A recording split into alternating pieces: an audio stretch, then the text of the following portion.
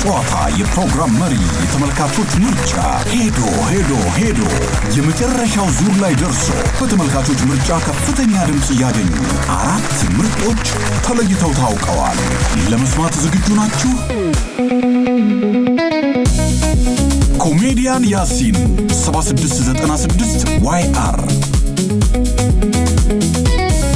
ሚሊዮን ብርሃኔ 7696 MB፣ አንዱ ዓለም መስተመች 7696 AE፣ ሰመረ ባሪያው 7696 SB ብለው ምርጫውን ይላኩ። ምርጥ አራት ሆነው በእናንተው ተመርጠዋል።